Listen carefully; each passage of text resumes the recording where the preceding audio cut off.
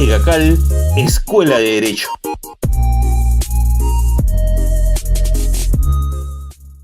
Bienvenidos amigos.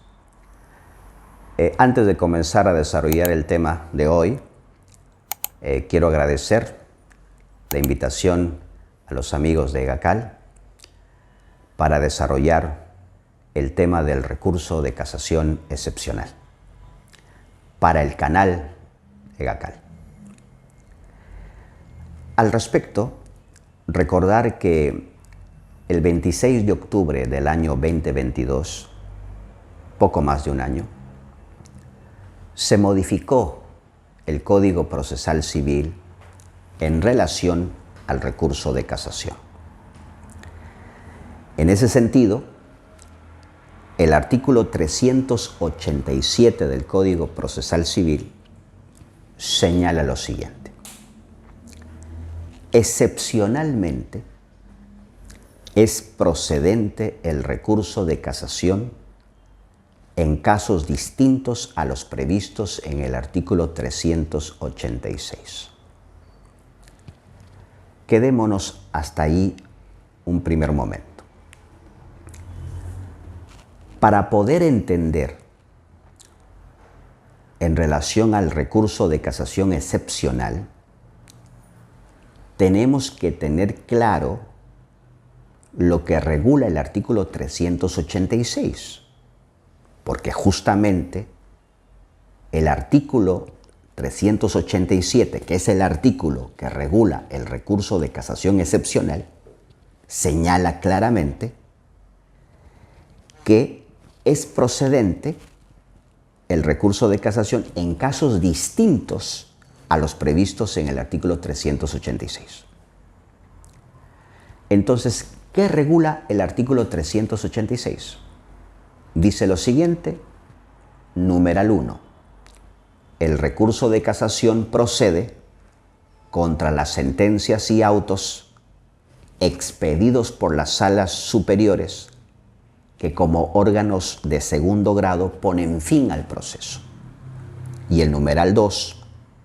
Procede el recurso de casación en los supuestos del numeral anterior, siempre que, y aquí viene lo importante, siempre que, literal A, en la sentencia o auto se discuta una pretensión mayor a las 500 unidades de referencia procesal. Esto será importante en aquellas pretensiones donde la cuantía es determinante, ¿no? Por ejemplo, un caso de indemnización por responsabilidad civil.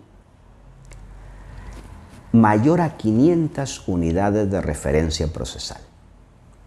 Si supera las 500 unidades de referencia procesal, es posible interponer recurso de casación.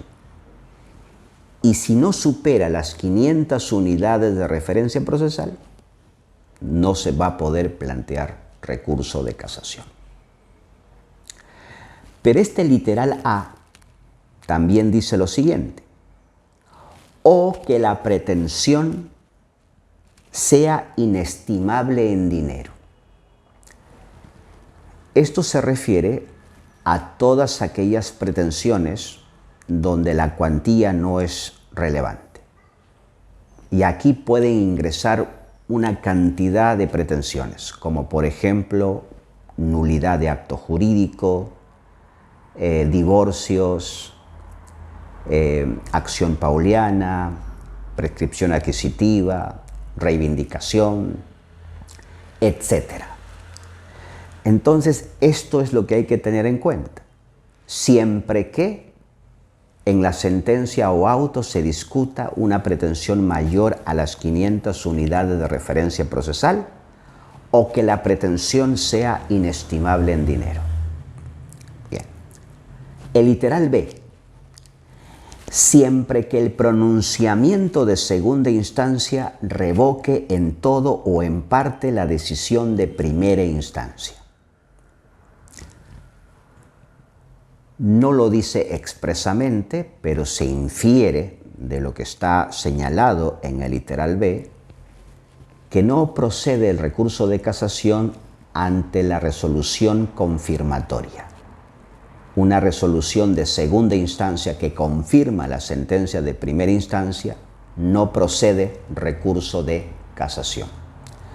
Entonces, hay que tener en consideración lo que la doctrina señala respecto al doble conforme, ¿no?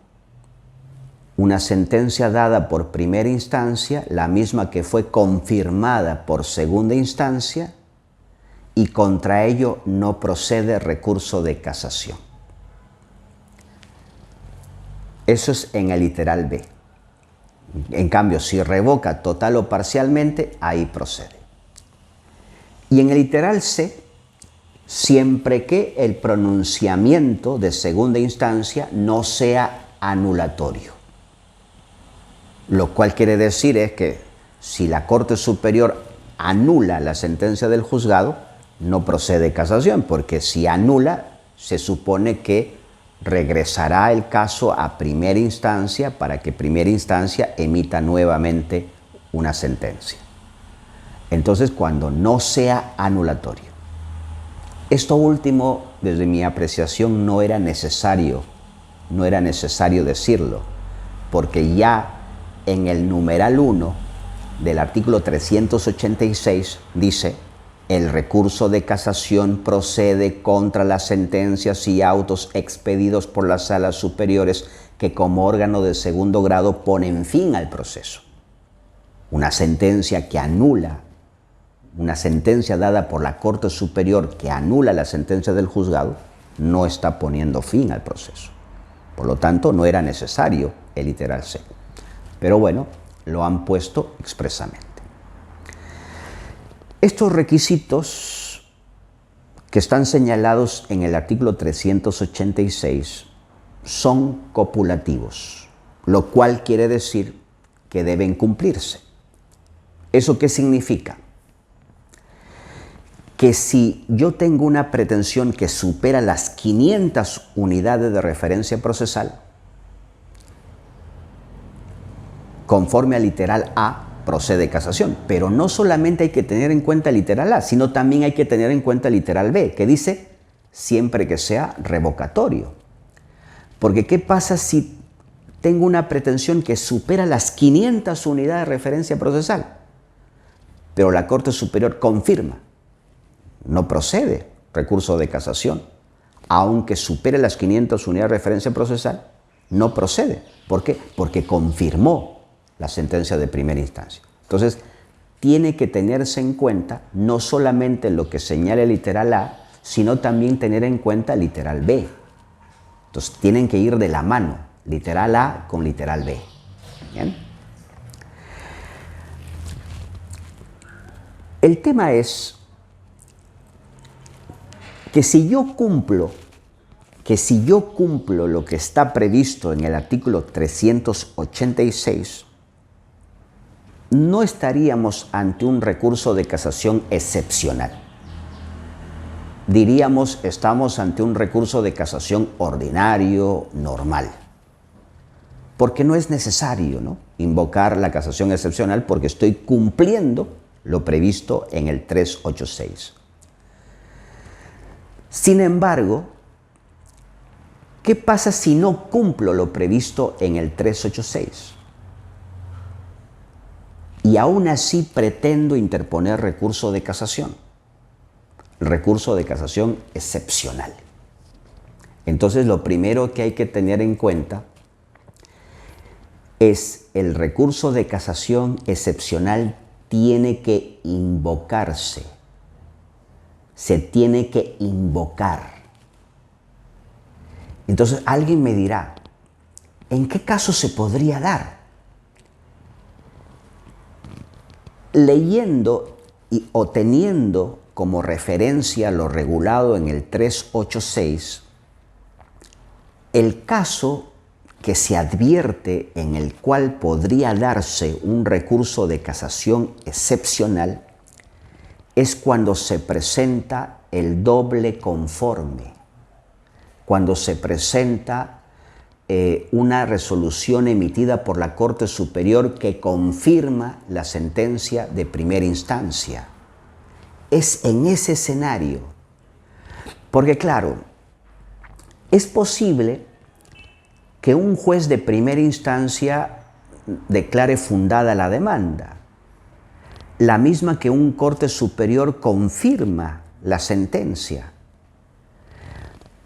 Pero las decisiones adoptadas son totalmente erróneas en función a los argumentos que ahí exponen. Entonces, ¿qué sucedería, por ejemplo, si es que la Corte Superior confirma la sentencia de primera instancia, pero el argumento dado por la Corte Superior transgrede, vulnera flagrantemente lo resuelto en los plenos casatorios? En los plenos casatorios, es decir, en decisiones vinculantes. Entonces, ante esa situación, la parte demandada podría plantear recurso de casación. Pero claro, si solamente hace referencia al 386, lo más probable es que la Corte Superior rechace el recurso, lo declare improcedente de plano, porque estamos hablando de una resolución que confirma. Entonces, ¿qué es lo que tiene que hacer el recurrente? El recurrente tiene que justificar su causal, pero invocar el 387, invocar el recurso de casación excepcional, una invocación en función a eso. Es lo primero que tiene que hacer, invocar el 387. ¿Bien?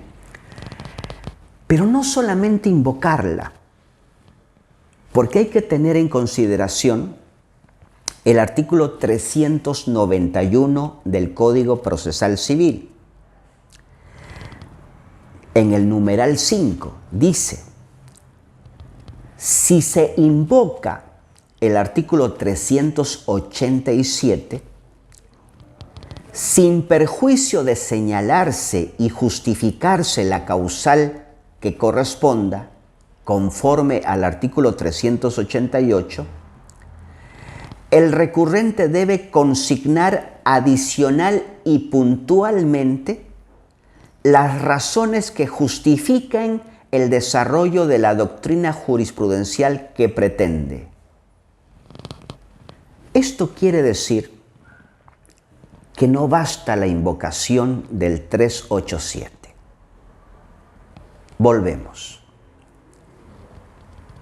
Tengo una sentencia de primera instancia y una sentencia de segunda instancia que confirma la sentencia de primera instancia.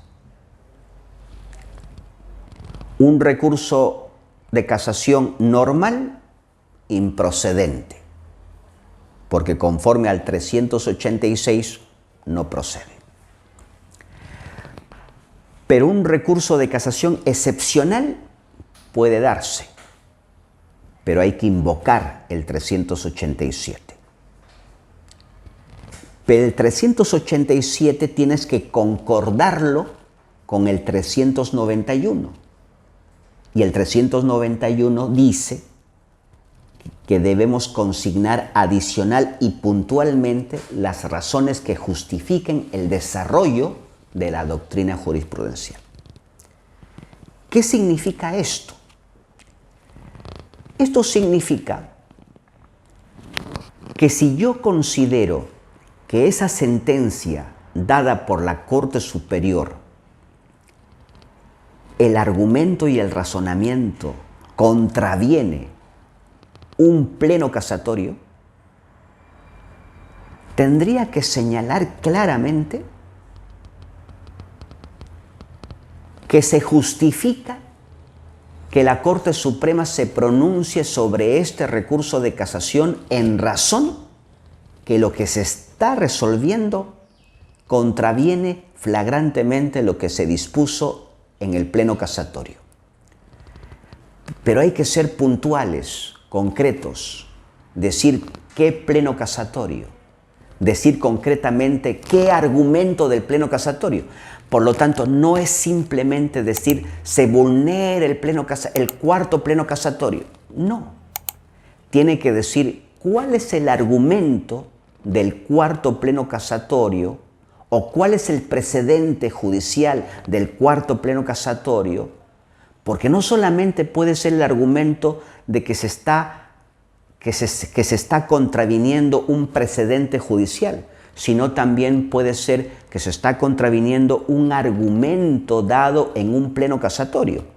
Entonces tengo que señalar claramente, lo cual implica que el trabajo del abogado para plantear un recurso de casación excepcional es un trabajo intelectual mayor, donde el conocimiento de los precedentes judiciales es importante, y no solamente los precedentes, sino también los fundamentos de los plenos casatorios, conocerlos para poder justificar el recurso de casación excepcional. No es simplemente decir que lo que se ha resuelto en la Corte Superior se vulnera lo que se ha resuelto en el Pleno. Sí, explicar qué fundamento, qué precedente concreto, señalar puntualmente.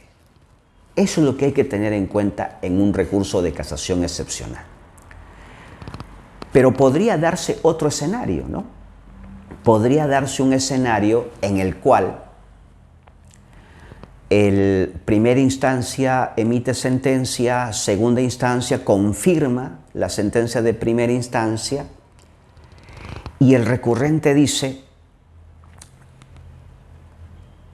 presenta recurso de casación excepcional invocando el 387 y el argumento del recurso es que hay otras cortes superiores que están resolviendo distinto, diferente, y que por lo tanto es necesario que la Corte Suprema, en base a esta falta de uniformidad que existe en otras cortes superiores, están resolviendo de manera distinta a la manera como está resolviendo en esta sentencia de la Corte Superior. Decirle a la Corte Suprema que corresponde que emitan un pronunciamiento al respecto a efectos de uniformizar la jurisprudencia nacional. Entonces, de esa manera se desarrolla también la jurisprudencia o los criterios jurisprudenciales. Recordar que un fin del recurso de casación es la uniformidad de la jurisprudencia nacional. Y es probable que en un caso concreto, a nivel de cortes superiores, se estén resolviendo de manera diferente, de manera distinta. Entonces, el recurso de casación que yo estoy planteando excepcional, lo que pretende es que la Corte Suprema uniformice esos criterios y probablemente convoque a un pleno casatorio. Pero el decir que hay otras cortes superiores resolviendo de manera distinta a la manera como está resolviendo esta Corte Superior, implica que yo tenga que señalar claramente cuál sentencia, de qué Corte Superior estamos hablando. Si hay una Corte Superior que ha resuelto de manera distinta, es traer a colación la sentencia que se emite en esa Corte Superior y desarrollar la manera como se ha resuelto ahí, explicar cómo se ha resuelto y de qué manera es distinta a cómo se está resolviendo en este caso. Entonces, eso es lo que tenemos que justificar. Adicionalmente a las causales de casación que estoy planteando. O sea, eso es lo que se debe de entender. Se debe entender que el recurso de casación se justifica en causales. Las causales están previstas en la ley y el Código Procesal Civil establece causales como el tema de la inaplicación o la interpretación errónea o la indebida aplicación. La norma ya establece las causales. Uno plantea el recurso en base a esas causales, pero además de señalar y justificar las causales, tiene uno que señalar y justificar el por qué este recurso tiene que ser visto por la Corte Suprema y que la Corte Suprema se pronuncie sobre este recurso. A eso se refiere cuando dicen que el recurrente, en el artículo 391, que el recurrente debe consignar adicional y puntualmente.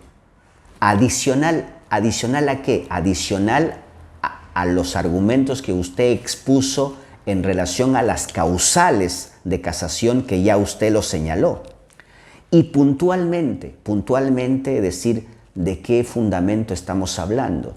Si usted dice que hay una sentencia dada por una Corte Superior que resuelve de manera distinta a la que están resolviendo en el presente caso, usted tiene que traer esa sentencia y tratar de justificar esa falta de uniformidad.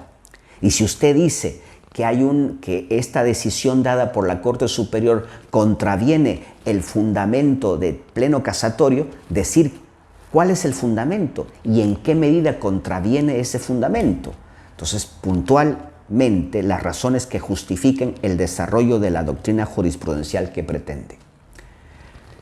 En eso consiste el recurso de casación excepcional. Ahora, volvemos al artículo 387. El artículo 387 dice, ¿no? Excepcionalmente es procedente el recurso de casación en casos distintos a los previstos en el artículo 386.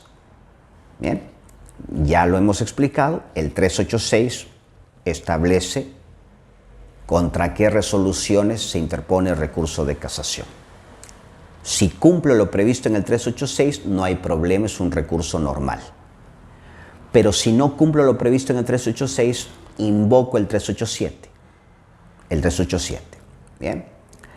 Pero no solamente hay que invocarla, sino también hay que fundamentarla, adicional y puntualmente, ¿no? Pero el artículo 387 también dice cuando la Corte Suprema discrecionalmente lo considere necesario para el desarrollo de la doctrina jurisprudencial. Esto quiere decir que yo puedo presentar un recurso de casación excepcional. Señalo las causales por las cuales interpongo el recurso de casación. Adicionalmente, invoco el 387. Adicionalmente, argumento por qué es importante el presente recurso de casación y de qué manera este recurso de casación permitirá el desarrollo de la doctrina jurisprudencial. Todo eso lo he señalado. Lo presento ante la Corte Superior.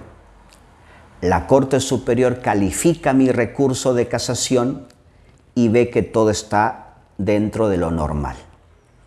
Lo concede y lo eleva a la Corte Suprema. Es la Corte Suprema que discrecionalmente decidirá si lo declara procedente o no. Entonces, estamos en manos de la Corte Suprema para que un recurso de esa naturaleza se pueda admitir o no admitir. Pero creemos que si se hace un trabajo prolijo, un buen trabajo intelectual en relación a este recurso de casación excepcional, la Corte Suprema no le quedaría otra alternativa que declararlo procedente a efectos de que posteriormente emita pronunciamiento al respecto. Un punto que también quiero compartir con ustedes es que respecto al recurso de casación excepcional, se ha debatido en un pleno jurisdiccional nacional civil y procesal civil hace poco, en este año 2023, donde se formuló el siguiente problema. Se preguntaron: ¿cuándo corresponde que la Sala Superior conceda el recurso de casación excepcional en materia civil previsto en el artículo 387 del Código Procesal Civil? Recordar que los plenos jurisdiccionales parten de un problema concreto, parten de lo que se viene desarrollando y desenvolviendo en la jurisprudencia, que a diferencia de un pleno casatorio, que un pleno casatorio parte de un caso concreto y donde la Corte Suprema resuelve el caso concreto, y el caso concreto sirve también como elemento para establecer precedentes judiciales con carácter vinculante, conforme lo regulado en el artículo 400 del Código Procesal Civil. Pero los plenos jurisdiccionales no parten de un caso concreto, parten de la problemática que se viene desarrollando a nivel jurisprudencial y donde se busca uniformizar los criterios. Y es así donde las Cortes Superiores, muchas Cortes Superiores no sabían cómo actuar en relación a un recurso de casación excepcional. Bien. Tan es así que en algunas oportunidades consideraban que el recurso de casación excepcional debería interponerse directamente a la Corte Suprema, porque es la Corte Suprema la que establece discrecionalmente si procede o no procede, lo cual es incorrecto, porque el recurso de casación se interpone ante la Corte Superior, sea incluso excepcional, ante la Corte Superior. Y la Corte Superior es quien concede y eleva a la Corte Suprema. Entonces, en ese sentido, ¿qué han considerado en este pleno jurisdiccional de este año? Han considerado que el impugnante debe cumplir con fundamentar de forma específica y no genérica como su recurso puede contribuir al desarrollo de la doctrina jurisprudencial. Lo que dijimos hace un rato, ¿no? Si yo tengo un caso donde la Corte Superior confirma la sentencia del juzgado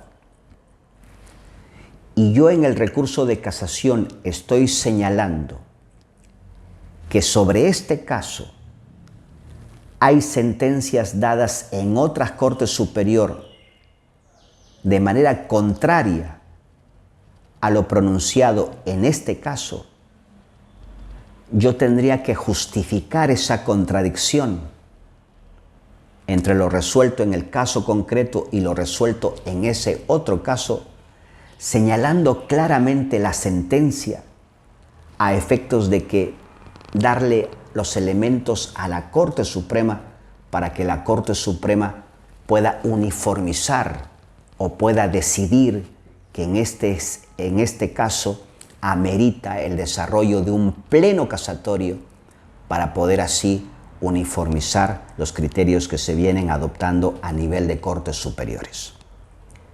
Entonces, no nos olvidemos, el recurso de casación excepcional se presenta cuando no cumplimos lo previsto en el 386. Número 1. Número 2, hay que invocarlo. Y número 3, fundamentar adicional y puntualmente las razones por las cuales este recurso de casación permitirá el desarrollo de la doctrina jurisprudencial que se viene adoptando a nivel de Corte Suprema. Muchísimas gracias. EGACAL, Escuela de Derecho.